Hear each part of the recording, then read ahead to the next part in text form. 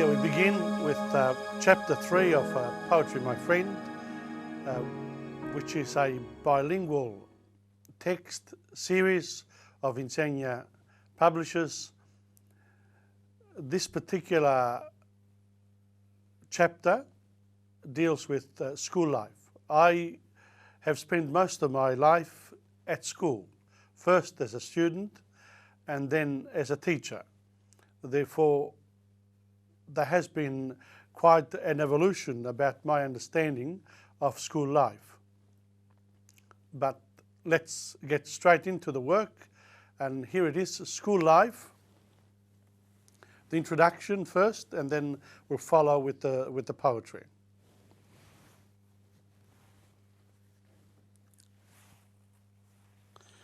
School life.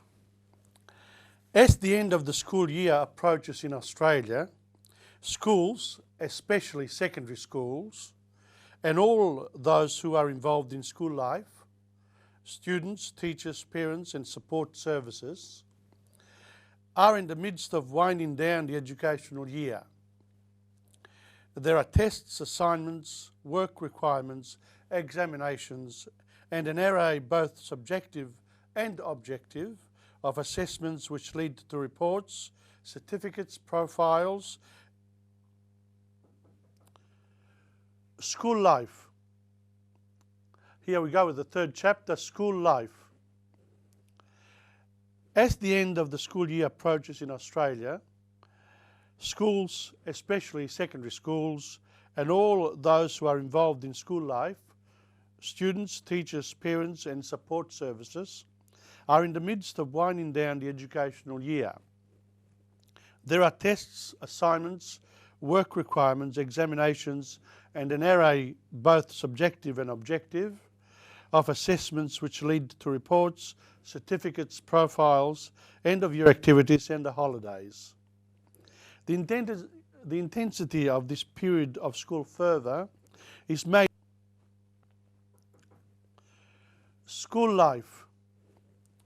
As the end of the school year approaches in Australia, schools, especially secondary schools, and all those who are involved in school life, students, teachers, parents and support services, are in the midst of winding down the educational year. There are tests, assignments, work requirements, examinations and an array both subjective and objective of assessments which lead to reports, certificates, profiles, end-of-year activities and the holidays. The intensity of this period of school further is made easier only by the thought that the days are longer, the year's work is almost over and the festive season is around the corner. In lieu is a phrase used in school circles to mean that a teacher has to take another class when his senior students have gone, to sit for examination or to go into the workforce. Theoretically, that time should be reserved for this year's evaluation or next year's planning and organisation.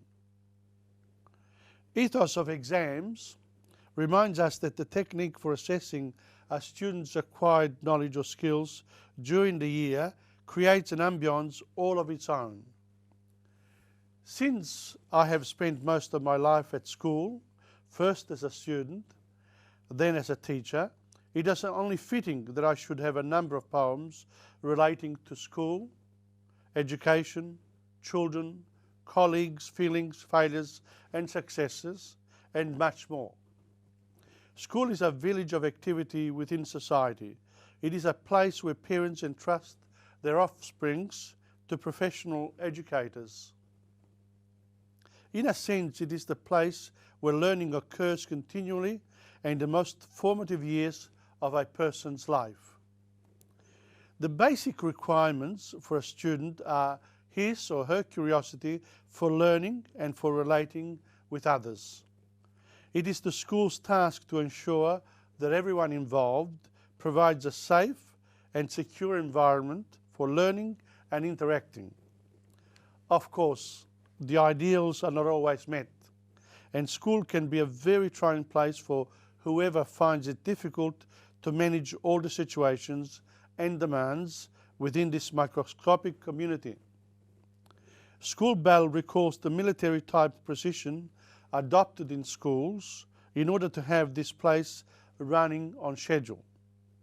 New school and in class demonstrate some of the difficulties that a teacher could face when first beginning in a secondary school.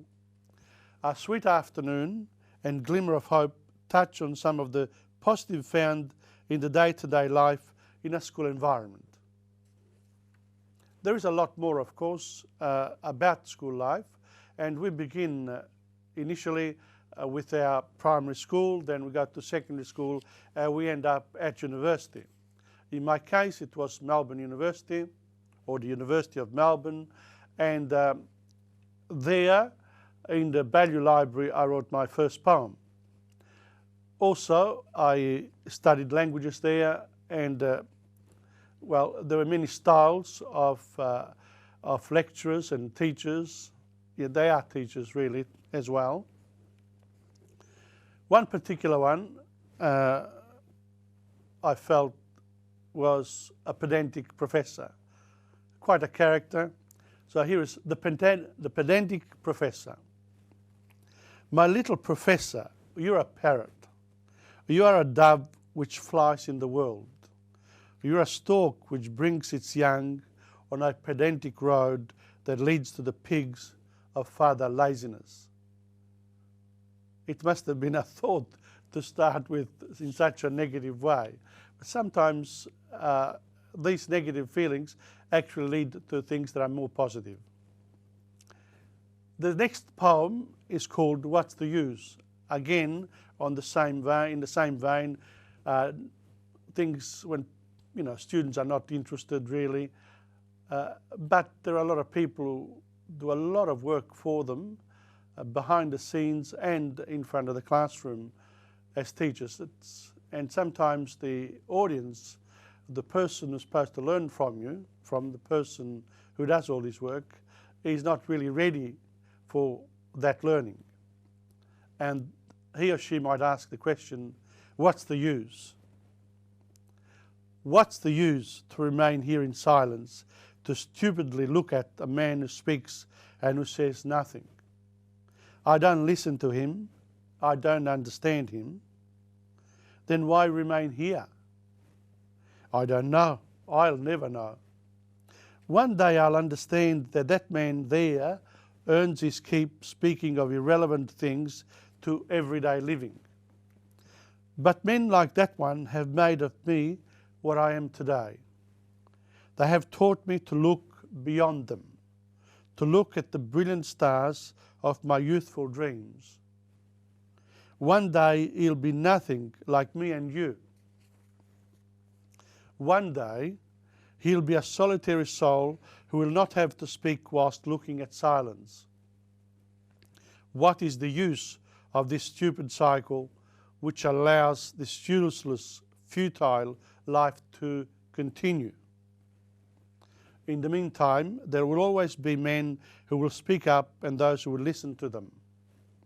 But what's the use to remain here with these mute people, with people who would like to be outside, to breathe the natural air of this autumn day? Now, when I'm talking about men, I'm actually referring to men and women, but it's the generic, when we talk about men in general, it's in the tradition, in the grammatical tradition, to speak about men and women. Therefore, what the use can also happen when the teacher is female. Let's hope not, but that's the case in all classes.